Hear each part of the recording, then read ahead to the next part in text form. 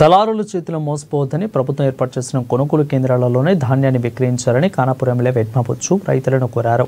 ప్రాథమిక వ్యవసాయ సహకార సంఘం ఆధ్వర్యంలో శనివారం నిర్మల్ జిల్లా ఖానాపూర్ మండల కేంద్రంలోని మార్కెట్ యార్డులో మొక్కజొన్న కొనుగోలు కేంద్రాన్ని ఆయన ప్రారంభించారు.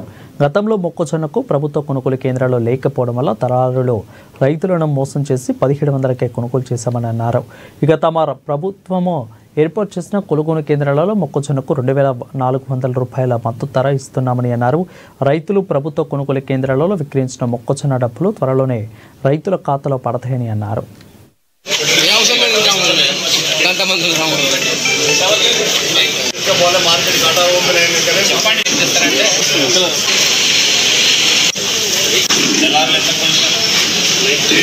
ఈరోజు ఖానాపూర్ మండల కేంద్రంలో మరి వ్యవసాయ మార్కెట్ శాఖలో మొక్కల కొనుగోలు కేంద్రాన్ని స్టార్ట్ చేయడం అనేది జరిగింది. దాంతోపాటు 4 రోజుల క్రితం ఇంద్రవెల్లిలో మొట్టమొదటిసారిగా మొక్కల కొనుగోలు కేంద్రాన్ని స్టార్ట్ చేయడం అనేది జరిగింది. ఏ ప్రాంతంలో అయితే మొక్కలు అధికంగా పండిస్తారో ఆ ప్రాంతంలో మరి ప్రత్యేకించి ఈ సెంటర్లను ఏర్పాటు చేయడం అనేది జరిగింది. ప్రభుత్వ పరంగా కూడా గిట్టుబాటు ధర 2400 కల్పిస్తున్నాం.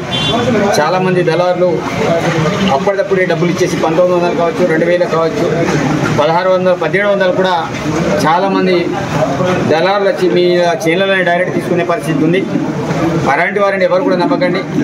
మీరు డైరెక్ట్ ఎక్కడైతే మేము ప్రభుత్వ పరంగా ఏర్పాటు చేసేటటువంటి సెంటర్స్ ఉన్నాయో అక్కడనే మీరందరూ కూడా మంచి కొనుగోలు చేయాలని, అదేవిధంగా త్వరలోనే వరికి సంబంధించి కూడా ప్రాసెస్ స్టార్ట్ అవుతుంది.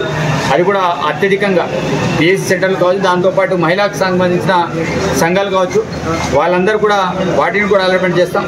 ముఖ్యంగా ఈ మొక్కలకు సంబంధించిన కేంద్రాల్లో ఆత్మ కమిటీకి సంబంధించిన చైర్మన్ కావచ్చు, డైరెక్టర్ కావచ్చు, అదేవిధంగా మార్కెట్ కమిటీ చైర్మన్, డైరెక్టరు, అదేవిధంగా పిఎస్సి చైర్మన్లు, అదేవిధంగా డైరెక్టర్లు అందరూ కూడా సమన్వయం చేస్తూ ప్రతి ఒక్క రైతుకి తెలిసేటట్టు సమాచారాన్ని ఇవ్వండి.